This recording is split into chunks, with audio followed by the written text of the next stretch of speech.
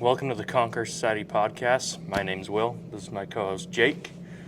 And today we want to talk about how we can protect the next generation from the porn industry. Which is a pretty big deal because it's picked up quite a bit in the past decade. Oh, yeah. But it's something that we kind of experienced firsthand growing up in the age of the internet. And people kind of wonder, like, is there a way around it? And so that's what we're going to be discussing today. Yeah, so I brought a few reasons we can highlight today that it's harder for kids to avoid porn. And then I also brought some countermeasures that we can propose. Basically some ways that you can fight these things. Because some of the aspects of this are so prevalent everywhere that it's hard to know what to do, how to protect your kids. Right. Which is why we started the campaign called We Are the Wall. Mm-hmm. Right? Be the Wall. Yep.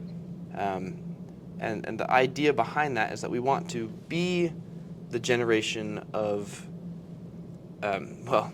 previous porn users, right? Basically, who understands the damage that this does to young minds and can come together to protect the next generation from the evils that it brings, right? Dude, absolutely. And who better to do it, right? Yeah. Than the people who got exposed to it when they were, for the most part, like prepubescent. Mm-hmm. Like we were both pretty young. So it was pretty much everyone we talked to in our age range. And there's a lot of stuff that's very predatory in nature around the porn industry. Not only how they groom girls and young men into creating content for them, but also how they go about with their marketing strategies, which is really creepy, dude. Yeah. And you got, so we're going over this blog you wrote up, and you got the inappropriate content in games and apps. Yeah, and before we dive into this, I just want to highlight the fact that a lot of where the demand is coming from for porn doesn't actually originate in the porn industry per se. Like, you'd be surprised how sexualized some things are that really shouldn't be. I mean, I remember back in the day, it was like Carl's Jr. that got some flack because they had some like really those sexual commercials, ads, right? Dude, and they're like, "What are you doing trying to sell a burger?" Well, okay, you can take that exact same principle and apply it now to things like mobile apps, mobile games made for children largely, right? And their hypersexualization. So we'll talk a little bit about that and kind of like what that looks like, what those are. Yeah. And dude, that's a bit of a grooming strategy. Oh yeah. Because dude, totally. Like when you see, because I seen like the games and stuff before where it's like over sexualized characters and this and that and this and that. It's like it seriously makes me wonder, okay, is there like a connection between them and the porn industry itself? And dude, you look at pretty much like every freaking Instagram model has an OnlyFans now. Like every single one without fail. Yeah. And that's a whole other issue in and of itself. Right. Yeah, and we'll get into that too. Yeah. So, let's just maybe go through these problems that are kind of facing the modern porn industry, and specifically those surrounding children, like the upcoming generation. Yeah. And we can just kind of go over what that looks like, and then we'll go over the countermeasure for maybe how you can defend against it for yourself and for your children. Yeah. So the first one is grooming. So this is the intentional manipulation of children by predators who use their influence to build trust, using flattery or emotional support to create a relationship that can lead to sexual exploitation. So, how do you understand grooming? Where have you seen it? In your life and experiences? Yeah, in terms of like when people hear the word grooming, they immediately think, oh, like online predator, which is the thing. There's that's out there, right? But looking at grooming in the concept of how the porn industry is grooming children in a mass scale, and just how it's influenced society. Because you look at like standard movies and TV shows from 20, 30 years ago to what's coming out now, dude, like pretty much any TV show that comes out nowadays that's like TVMA or whatever, it has to have nudity in it to some degree. And I think porn has definitely made just like nudity and sexuality within our media way less taboo. Yeah, for sure. Mhm. I mean, it's something to remember though. Like, almost as soon as humans could take pictures, we were taking pictures of naked people. Yeah. Like, Well, that's what boosted the internet yeah, too. we do Yeah. kind of have this fascination with sexuality, Yeah. and that is a natural desire that humans have. Yeah. It's Right. the tapping in It's the of that tapping in, natural yes, desire right? to create a profit. It's also the pushing of that desire Mhm. into unnatural Oh, realms, dude. like entertainment, like Yeah. you said. I mean, HBO's been making their money off of nudity for years, Yeah. right? They're basically, I mean, this is maybe a bold claim, but I think HBO, to an extent, is like a porn company with good writers, Oh, dude. Like right? like Game of Thrones, we've seen that. It's called Lord of the Rings. Game of Thrones is just Lord of the Rings with a bunch of porn, titties yeah, in it. you right. know? Yeah, and there's many people and companies and industries that take advantage of that natural sexuality and really prey on it. Mhm. The grooming aspect comes into it when it's found in children's Yeah. entertainment or things that children are going to be exposed to. Yeah. Well, and you look at some of the books that are in our education systems, and they're supposed to be like reproductive educational books, Right. but they're discussing sex acts Mhm. and different relationship styles like lesbian, gay, trans, Mhm. pedophilia, Sure. even. That should scare the shit out of every parent, dude. Well, yeah, I mean, you gotta have some Yeah. control over Because what. where's the is being line? Where do presented. we draw the line? Yeah, and you know? shouldn't it be, at least to a large degree, your choice on how that's presented to your child and like at what point that's presented to your Yeah. child? So, It should be up to the parent. I don't think we should have that in our school systems. right, And back in the day where it was like put a condom on a banana or whatever. sure. Now it's like, and that was high school stuff. Now it's like, okay, we're gonna be talking to freaking first and second graders about this stuff. It's like, Right. this is way too early on to be introducing kids to that, because there's a level of maturity that it takes to really understand it, and kids just can't digest that stuff. And yeah, it's creepy, like how it's shown up in the school systems like that. Yeah, so grooming, to summarize, can be done on an individual basis by real predators, by people who are like Yeah. individuals going after individual children. Yeah. But also, you could extend it to a sort of generalized societal grooming. Yeah. Like there's a larger thing taking place that Yep. is preying on and sexualizing children in a way that shouldn't be Oh done. yeah. And here's the other thing that is gone without saying for the most part. But you look at, there's a lot of states now that have required, if you want to access Pornhub, which is the largest pornography website in the world, if you want to access it, you need a government ID Right. to verify your identity if you want to access those sites.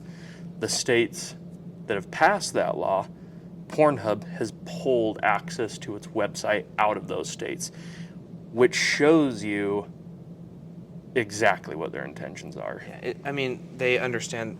It's as tragic as it is. They understand they're going to be losing a large part of their customer base. Yeah.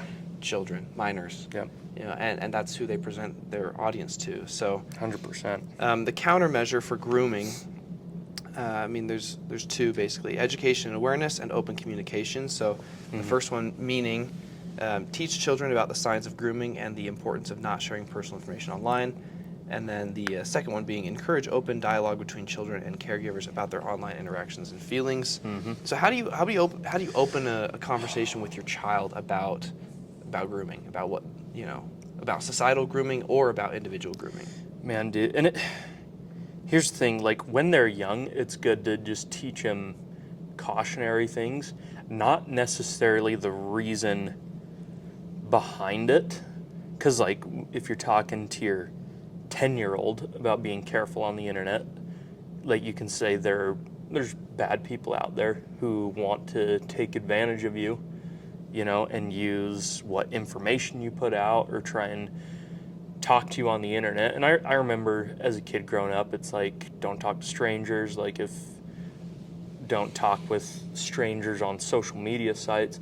And that stuff applies even more so today, because Right. social media is way more vast. And I think there's a lot more people that it just makes it easier to act out on like predatory fantasies for these people out there. Yeah, for But sure. it's hard because kids just cannot digest that type of stuff easily. Right. Because it's rough topics. Yeah. And as they get into their teenage years, you can get more into that. I expect that, speaking for myself, knowing what I know about AI and predatory practices online, I don't want my children to have any form of social presence until they are a full-fledged adult and they can make those decisions themselves. Yeah. So, like, I would go so far as to say even 18, like, no Yeah. social media networks and things. Nowadays, and I'll back you up on this one, AI. The stuff that people are doing with AI to exploit and extort people is insane. Yeah, and we're only in the early stages. Like, it's only going to get Yeah. worse. 10 years, 20 years. Oh yeah, dude, because you put a picture of yourself out on the internet, someone can take that picture, create a video with you using AI. Right. And even worse, you like put a video out on the internet of you talking. Now they have your voice Right. too. They can replicate all of that. And there was I was listening to an interview on the Sean Ryan show with a ethical hacker. I spaced his name, but he was talking about predators using AI to create child porn. Like, it's already happening. Yeah. That's deeply disturbing. Yeah, because and then that's where it gets fuzzy in the law too. Right. It's 'Cause- one thing where AI is being utilized to, like, create blackmail. It's another thing entirely where it's just being created for perverted evils. Yeah, dude. You know, I mean, that's so... Dude, it's so nuts. terrible. It's nuts. Because now they can feed those fantasies, but here's the problem, dude. Like, it's the whole addiction cycle, man, because they feed that. It's like, oh, well, it's AI, so it's not a person. Like, we can't do Right. anything about it. It's like, okay, well, you let them feed off that. Eventually, they're going to want it to be an actual person. I mean, yes, things only go so far, Yep, right? yep. Yeah. Oh, All right, dude. cool. Move on to the second one then. Yeah. The second problem facing the upcoming generation is inappropriate content in games and apps. Some online games and apps may include hidden sexual content or suggestive themes that can lure children into engaging with sexual material. And we'll talk a little bit more about this later, but wrapped into that same thing is the marketing for those games is very heavily sexualized as well. So I'm going to read just some excerpts here. Yeah. These are not real ads, but these are very similar to Gotcha. real ads that are on mobile apps that primarily children are using for casual entertainment. So it's going to have, like, the 12 and up or the 4 and up stuff on it. Yes, so this Yeah. is just exclusively for any mobile game that Gotcha. any age could access. 4+ doesn't matter. It's just an ad that runs on the game. Okay? Gotcha. Okay. All right, so these are just a few of them. So these ads are targeted at children, and they regularly display voluptuous, scantily clad fantasy characters, even animals, and sexually mature women. Here are some of the mobile ads that are out there right now. Moving images of anime girls with large breasts in bikinis where the user is given a pair of scissors and instructed to cut off her top. Animated girls with extremely large and jiggly boobs being chased by a horde of zombies. A girl in a bathtub who is quite shocked when an intruder bursts into her bathroom toting a large shotgun.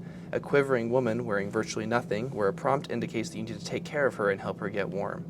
why is this stuff being presented in children's games as ads? And Yeah. I know you've seen these. Oh, dude, You've seen these. I've seen these. Everyone has seen them. Yeah. I think sometimes as adults we fail to make the connection that there are 5-year-olds seeing these games. Yeah, these, dude. These ads. Well, and that starts a wiring process Yeah. in their brain when they see that, dude.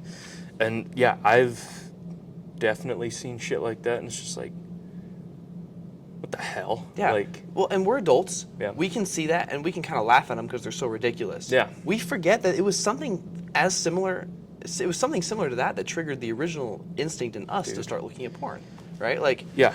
that is where it starts. Is some sexualized, predatory Yeah, dude. marketing? Like, oh, you Dude, need to see more. here's the You thing. can see more if you get our app.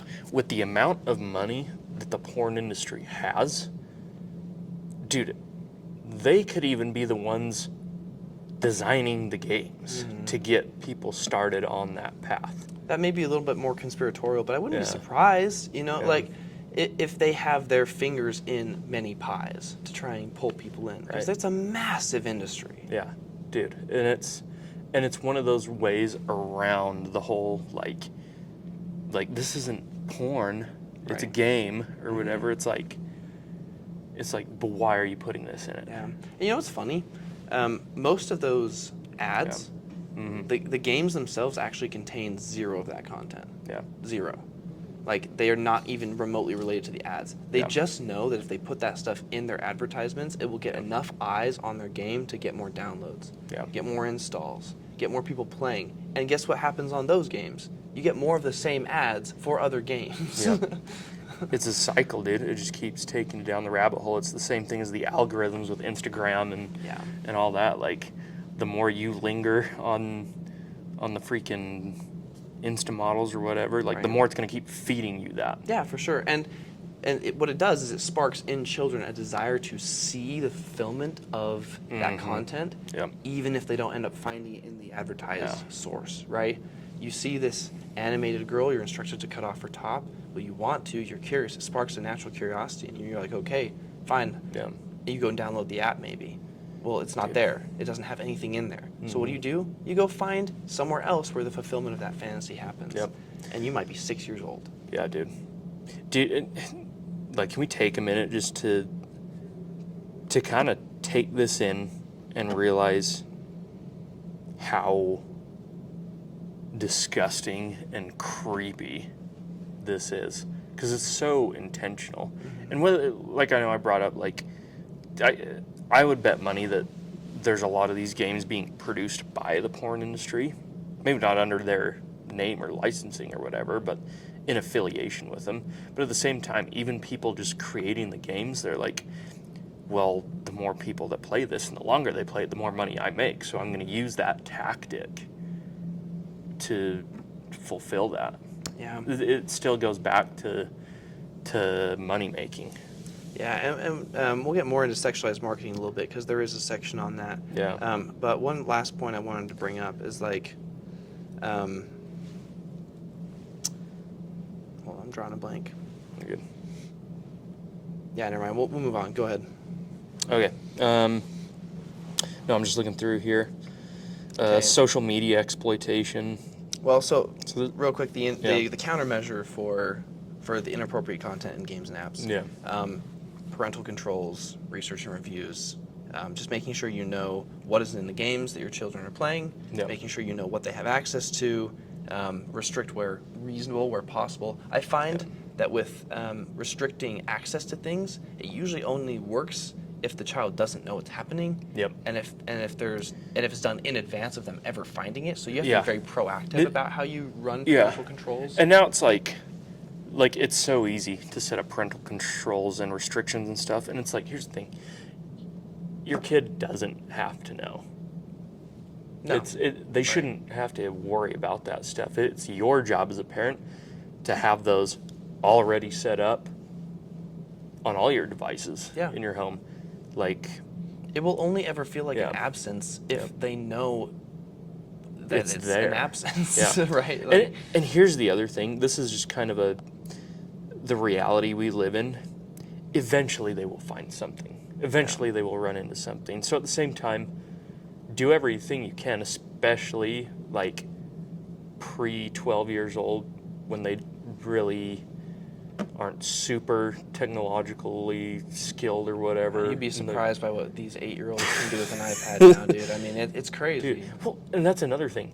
They know the technology better than their parents. Don't throw an iPad in their hands when they're frickin' 3. Right, give them a stick and tell them to play outside. Yeah. Like, that's the way that the world should work. Yeah.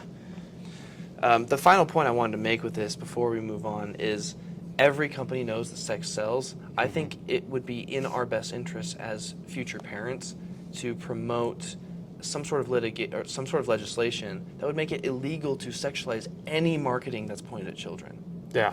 You know what I mean? And dude, that's not a big ask. I don't either. think so. That's common sense. Yeah. Because, oh man, dude, like just what it does to the brain, how it shapes your view of relationships, Yeah. how you start to see not just members of the opposite sex, but like everyone, like there's an underlying universal objectification that starts to occur. There should be zero legal connection between sex and children. Yep. Period. None. Yep. All right. So the next one is social media exploitation. Predators may use social media platforms to connect with children, sharing inappropriate content or engaging in conversations that normalize sexual themes. We're going to also extend a little bit beyond that and talk about just like general sexualization of children on social media. Yeah. And TikTok was kind of the first one, dude, with all the stupid ass dances coming out, and like you got all these girls that are like 14, 15, 16, like doing all these sexualized dances on TikTok. And then that just lures in predators. Well, and yes, that is true. Where there's smoke, there's fire, right? Yeah. Where you have parents who are allowing their children to make sexualized dances and versions of themselves on social media, you just know, if you are letting your children do that, if you're promoting that your children do that for money, for attention, for anything, you are enabling them to be attacked by predators online. Oh, dude. They will come in flocks to their DMs. They will send them messages. Yeah. You're enabling it. You're letting them doing it. You're enabling it. And dude, like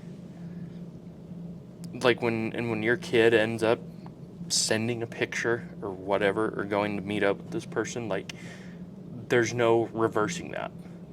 Yeah. And once that's out there, dude, it's out there. It only takes once. And dude, and it's gonna get passed around too, dude. Because and here's the thing with just something that's a little more specific is encrypted social medias and messaging chats, like Telegram, Kik is another one. And it's just like, oh, they're like encrypted or whatever, because everyone's like, the government's watching us. It's like something more specific are these encrypted messaging apps and social media apps with different groups and stuff. So like I said, Telegram is a big one. Most people know about that. What they don't know is that is flipping infested with predators, because all the chats are encrypted, the pictures, the groups, and it's a shit show. Kik is another one, and I know like WhatsApp is a bigger one, but any of those encrypted messaging apps, they're like, that's where they go, because that's where it's hidden. That's where people don't find out. Right, where they can get away with it more. So be very aware of what, like, you're the parent. Like, you get to do a weekly check on your kid's phone. You get to see what apps they have. You get to see what apps they've downloaded. Right. And I suggest connecting their iCloud to your device so you can see exactly what's going on. Because, dude, kids do stupid shit. Like, we've all done dumb stuff, and we're also very impressionable, which, like, it's easy to prey on, dude. And kids hide stuff from their parents, especially if they're scared about certain things. And so it's important to be able to look into that regularly And not just when you think they might be acting funny or whatever. Like, keep checking, say, weekly. Yeah. Weekly. Awareness is everything, and honestly, in most cases these days, you can assume that there's some exposure happening, right? There's something going on. Your child's probably going to see something that they shouldn't. Yeah. But you got to be as proactive as possible, as aware as possible, and just be ready to talk to them about it. Dude, and here's one thing, and this is just my opinion. People can take it for what it is. I think because we grew up in the age of the internet, so I think, and in a LDS community, so it was very heavy from a young age that we were taught not to watch porn. Mm-hmm. But I think they started bringing that up while we were too young. Because I remember being like 8-year-old Cub Scouts and having entire, like, meetings or whatever you want, like educational things, just on staying away from porn. And when you're that young and you don't even know what it is yet, I think it can spark curiosity. And yeah, I think there's a shame factor in it. I think waiting till probably 12. I'd say 12 is a good age to start talking about it, and they very well could see it before then. But I would personally go younger, I think. Yeah. I think you got to be proactive. Yeah, and I think setting up as many blockades as you can as a parent to keep that from happening. Yeah. And obviously, if it comes up, like, deal with it then. Right. But if you're putting blocks, you're checking up, you're not finding anything, like, yeah, I think, I don't know, it's better to wait till they're older than younger. Yeah. And I would say some parents worry about invading their child's privacy. I think that's a valid concern when you see your child as another human being, as another person. What you have to remember, though, is that a predator is not going to have any problem invading your child's privacy. Yeah. At all. Yep. And it's much better that you do it than them. Oh, dude. And just along those lines, I've just been listening to Chris Hansen's podcast. Yeah. He did the To Catch a Predator show back in the day. Mm-hmm. But he reads through all the chats between the decoy and the predators. And it's like unedited stuff. Yeah. Dude, it is horrifically disgusting. Mm-hmm. Horrifically disgusting. Like, it is, like, there's the whole dirty talk thing in the bedroom. Like, it's way beyond that. To the point where it almost sounds like a mutilating, sadistic thing. It's like, if you don't invade your child's privacy with their phones, that's the alternative. Mm-hmm. No, it's going to happen, but, like, it's becoming more and more real every day. Yeah, so, I mean, some countermeasures here.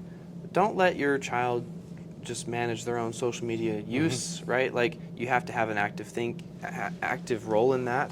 Yeah. The two listed here are critical thinking. Teach children to critically analyze advertisements and media, helping them understand marketing tactics, understand when they're being targeted and why they're being targeted. Yep. Help engage in or support programs that provide media literacy, focusing on the impact of sexualized content. So just making sure your kid is informed and aware about what could be presented to them, why it's being presented to them, that kind of thing. Yeah. And to not be afraid to come and talk to you about it. Right. I think that's a huge thing. Like, that there's going to be no judgment. You're not going to get pissed off at them. Yep. Because I think if you just hear, oh, this is bad, it's bad, it's bad, it's going to be like, then when you do come across it, it's like, I'm not going to talk to my parents about this, like, because I'm not supposed to be doing it. Right. It's like, and just monitoring your children's use of social media accounts, set rules for the usage, stick to them, and teach them how to use their privacy settings to limit who can contact them, and also teach them why, to some degree. That needs to happen. Yep. I remember being a child and having my first social media account and not thinking that having a public account was that big of a deal. Yeah. Like, it just never crossed my mind how real some of this stuff was. And I don't even know if I was really at risk or what, but like the reality is every child's at risk these days. Yeah. Yep. So, big problem.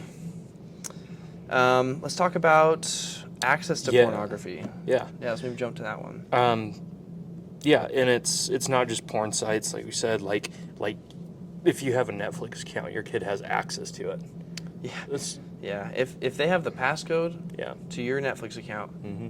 they can change their Mm-hmm. age requirements. It only takes the password, right? So if Yep. they have the Netflix password, they can change what they can see. Yep. And they can do it believing that they have that privacy of their own profile or whatever. I've done that before. Yeah. I'm guilty, right? Yep.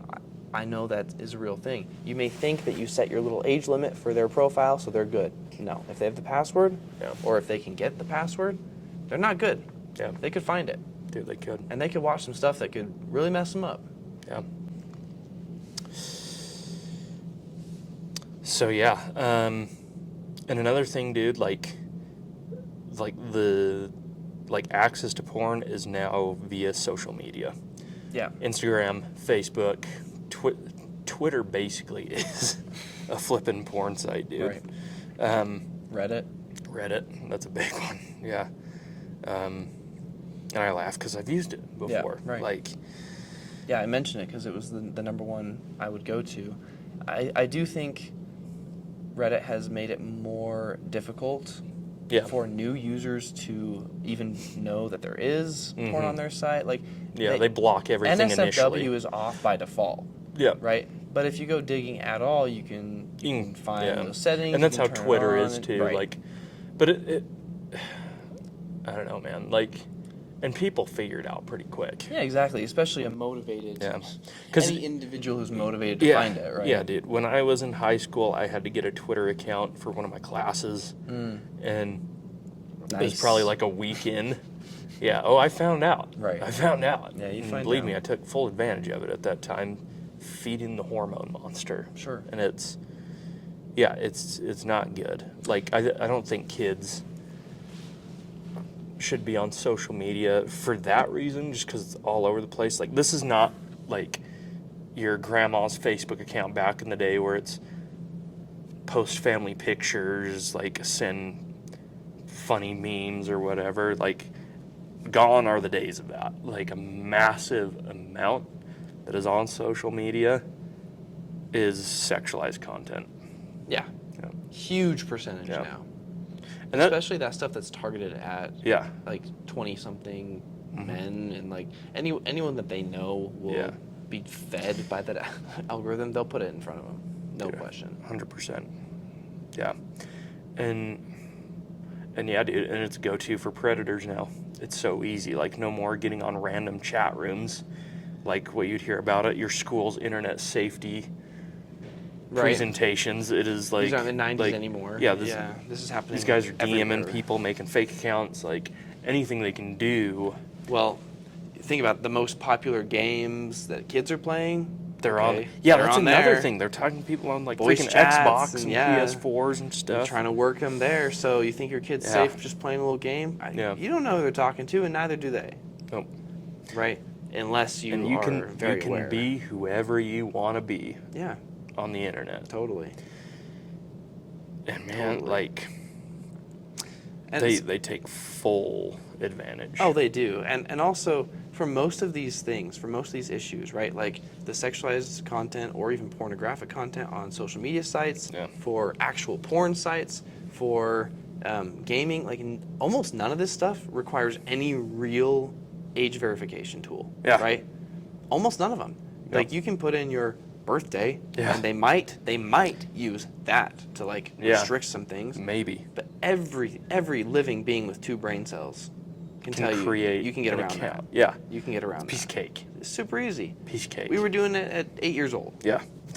to play whatever games we were not allowed to play. Yeah. Because they had a 17+ rating or whatever. Yep. On Yeah, I the- want to kill the zombies site. on this Yeah. online game. Oh, like- got to put in my age. Okay, guess I was born in 90. Yeah. You know, it's like Dude. it's not that hard. Yeah. Yeah, dude. The age verification tools are an absolute joke. Yeah, by and large. Yep.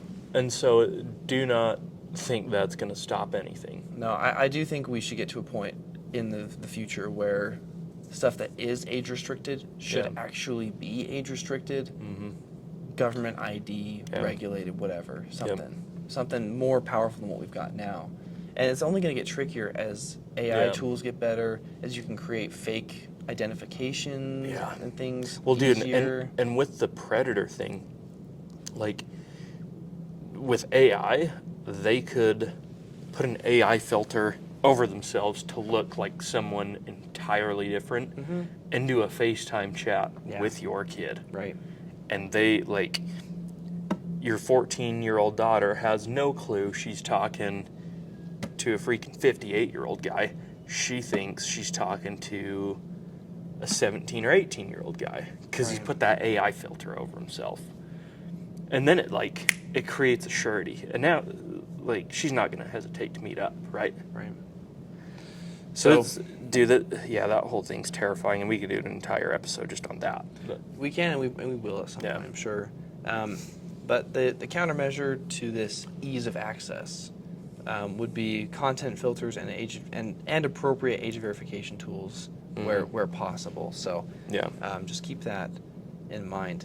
So I wanted to ask you a question next to kind of lead into this next category, which is what do you think the modern day influence is of peer pressure and influencer culture on children's sexuality? Ooh. Dude, I think it's sort of the same as it always has been, where it's like, for girls, it's like, you gotta be prettier. You gotta be more willing to show more skin. For boys, it's kind of like, I don't know, it's the comparison game with boys. It's like, because you got like Andrew Tate out there and Dan Bilzerian, like, I banged like 10 girls in one day. It's like, I don't know, dude. And it's teaching girls to degrade themselves, and it's teaching boys that women are an object for gratification, for body count. Like, dude, it's literally just sheer objectification, and to not care about others. Right. That's what it comes down to at its foundation. Yeah. Do you feel like when we were growing up, when young women our age, like let's say all the way even through high school, do you feel like they felt some great pressure to be sexually attractive? Yeah, I think so.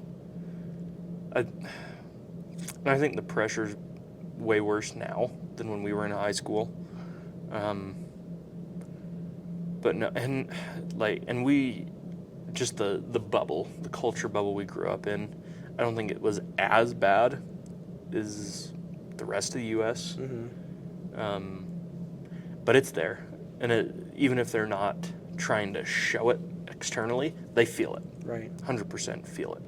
So now, even 10 years later or less, it seems to me that it's much worse. Way worse. Much worse. I mean, I will agree with you on that. Like, every now and then I'll go and pick my sister up from high school, and the things that some of these young girls are wearing, they look like they're trying to look like sexually mature adults. They look like they're trying to emulate 22-year-olds, 24-year-olds in how they dress and how they act and how they do their makeup, and honestly, like, it's scare people. I don't mean, because now it's tapping into word. Culture in a mass. Yeah, right? I don't mean to use this word in any way that condemns them, because I don't think it's their fault at all. But I just feel like they are dressing in a way that is far sluttier than they ever have before. Yeah, whether or not they know that's what they're doing. And that's the grooming process on a mass scale working. Yeah. And I can't. It was a study I read somewhere. I need to get my sources together. Holy shit! But no, dude. Like, the age people would lose their virginity when we were in high school was like 18, 19, I think. I think it was lower than that. It surprised me back in the day. Maybe I'm just it was closer to like 16, but I mean, that's just hearsay. Nowadays it's 13, 14. Yeah. And it's like, holy shit. Like, those are kids. Yeah. And dude, Could I even get a boner? dude. Like how? Yeah, I'm like, how was do you it get, was it working then? Yeah, I don't remember. Dude, but it shows that this mass grooming in our culture is working, and it's creating a separation between the two sexes, which is wild to see, because there's been substantially less marriages, relationships in general happening, because we've taught men to be pussies essentially, and we've taught girls to throw themselves around. Girls don't want a guy who acts like a bitch. Guys don't want a girl who slept with all their friends. It's like, It's like, I wonder why no one is settling down with anyone. And yet, hookup culture, which is essentially a millennial creation, has now worked its way into Gen Z, and I would argue it's worked its way into freaking high school. Yep. Right? Like, that it is that young happening. And granted, like, that's where a lot of natural experimentation happens anyways. I get it. But the things that they're being taught and the way that they're being taught to perceive it is that this is normal, this is natural, that there shouldn't be or doesn't need to be any long-term commitment in these kinds of things. Right? It's just acting on impulses. Yeah. And for guys, it's a gratification thing. Totally. And Your and a validation thing. Validation. For girls, it's also a validation thing. And also, I just spaced it. It's validation, but I feel like there's something else there. Like, I don't know, just like this. Like, I'm not going to love myself unless I can get this.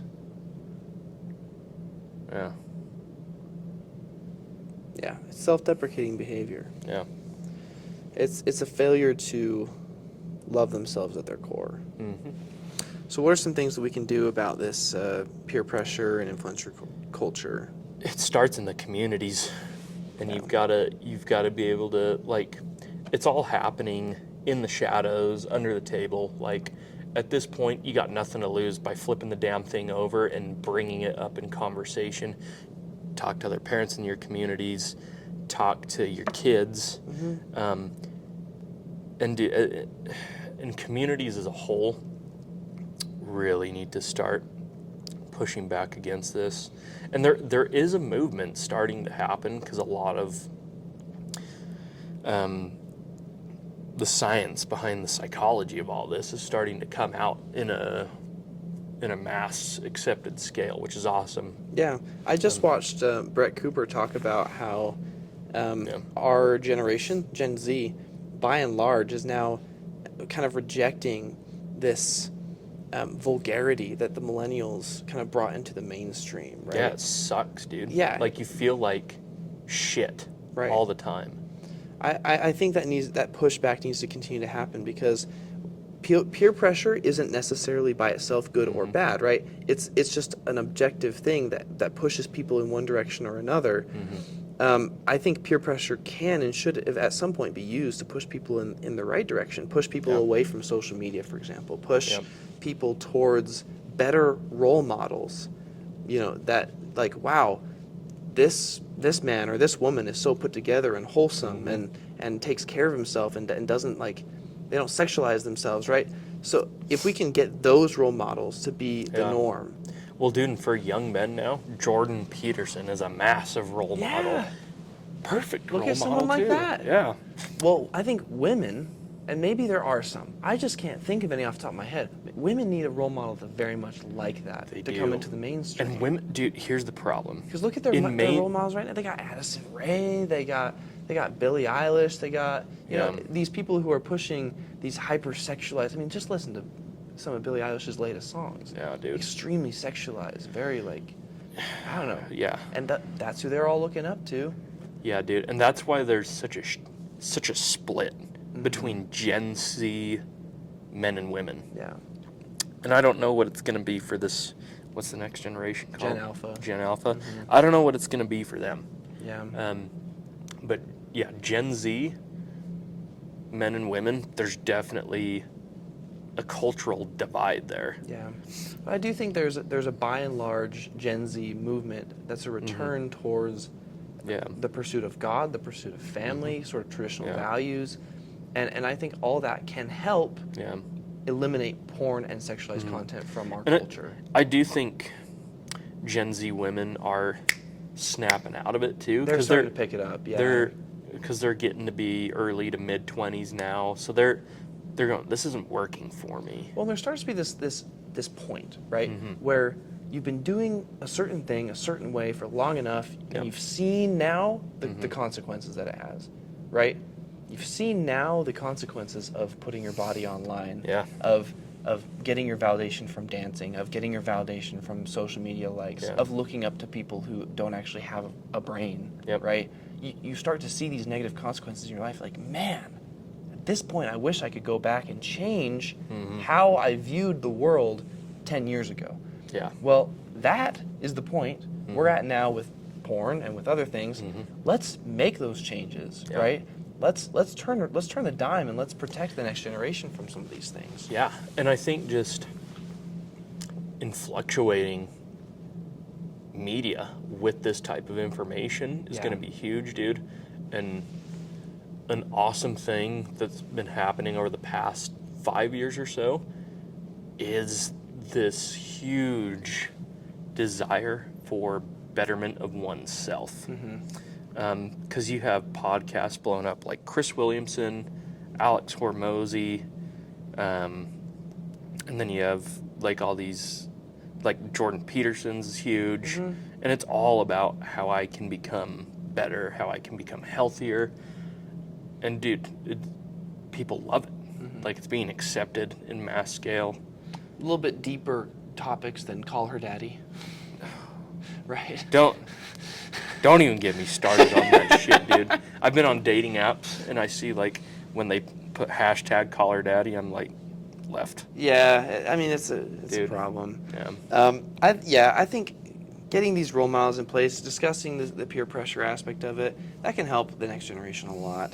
Yeah. The last topic we're going to go over is sexualized marketing and specifically targeted ads. You know, we've talked about how these things, they pinpoint their audience. They know who they're looking at. There's no mystery behind it. And all your search engines and apps sell your data. Yeah, I think it's interesting how most of the content that's presented to us and to children is now decided by algorithms. Yeah.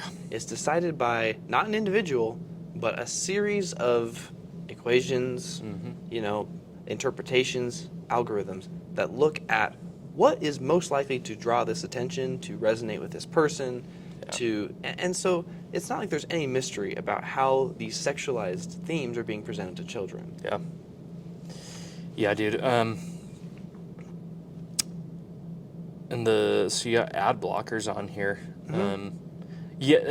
To an at the end of the day, extent, like, right? I mean, everything helps. Every tool is just a tool. There's no getting away. The biggest thing is understanding it. Yeah. And once you understand it, like, you have this expansion of awareness, and you go, I know what they're trying to do. Right. And I'm not going to fall for it. Knowing what's going on, knowing that you are on the other end of a target helps a lot. And even children, like, we don't give them enough credit for how much they understand sometimes. Yeah. You tell a child, hey, look, the only reason you're seeing what you're seeing is because some company wants you to see. Yep. They get that.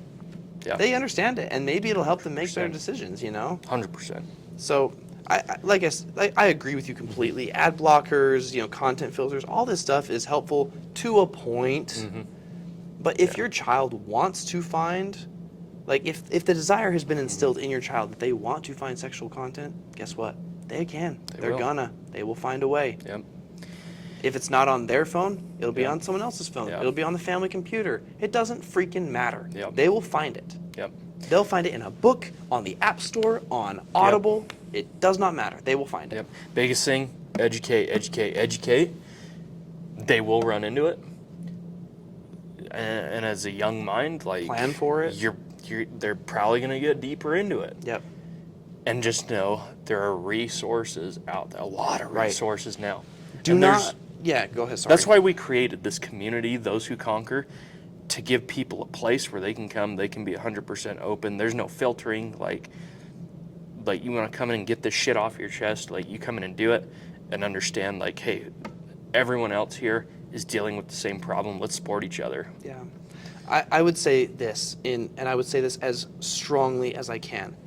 Do not condemn your child. Do not condemn your child's curiosity. Yep. Those things are actually very natural. Yep. It's not their fault that they're being presented Yep. with this material. Yep. It's not their fault they're being told that they should be a sexual being when they shouldn't be. Absolutely. Right? Yep. What needs to be condemned, and you can sit down and you can have this conversation with your child tomorrow, right? Mm-hmm. You sit down with them and you say, the porn industry is evil. The porn industry wants you to be a lifelong customer. Mm-hmm. These are the tactics that they employ. Yep.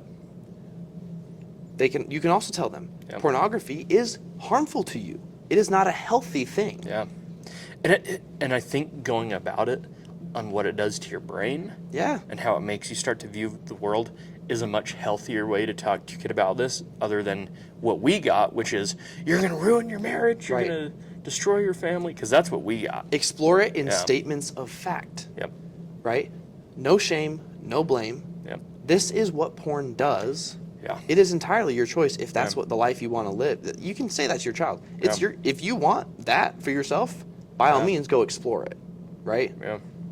But if you don't, I don't know if I'd encourage that, but it's just giving Yeah. them the choice to actually walk Yeah. away from it, right? Yeah. Because the only reason why, or one of the big reasons why porn Yeah. was so appealing to And me as a child, so is I because can- it's I- clandestine, right? Yeah. Like, it's secretive and I can see that in talking to like a 16 or 17-year-old. Sure. It's like, do you like this? Most people are going to say no.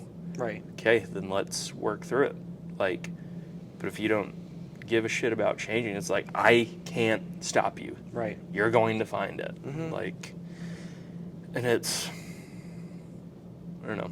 There's hope. There's a shift happening. Totally. Cultural shift happening. Yeah, and give your child some credit. Like, most likely they want to be a good person. They want to live a healthy life. Like, Yep. they trust your advice. Yep. Right? They trust your counsel. There's nothing you can do to force them Yeah. to live the way that you want. The exact way that you want. Especially, like you said, once they're teenagers, they have their own minds develop. Like, Yep. things change. Respect that. Yeah. But also provide them with all the information that they need to Yep. make the correct decision and to kill that desire early. Yep. Right? Because honestly, like, you would never want to kill or inhibit your child's natural curiosities and instincts and sex drive and whatever else they might be experiencing, right? You need to condemn all It's- the artificial, Yeah. unhealthy uses, much Yep. like you would do with a diet. Yeah. 100%. Dude, that was good. Yeah. Yep. I think it's important to be aware, first and foremost. Education and awareness over everything else. Everything else is secondary. Yeah. And with that, I think we can change a lot. I agree. We want you guys to join our movement, help us out. We really want to protect this next generation and move on from a society that hypersexualizes children, pulls them into this kind of thing. We want to preserve kids' innocence and allow them to make decisions that will allow them to live a healthy life. At the end of the day, that's what this is all about. We know how damaging these things are, especially when they're forced upon you in a way that you have no choice. Yeah. So, yeah, I guess that's kind of how, those are my closing statements, basically. Yeah. Awesome. I love it. Stay calm, stay free. Let's conquer this.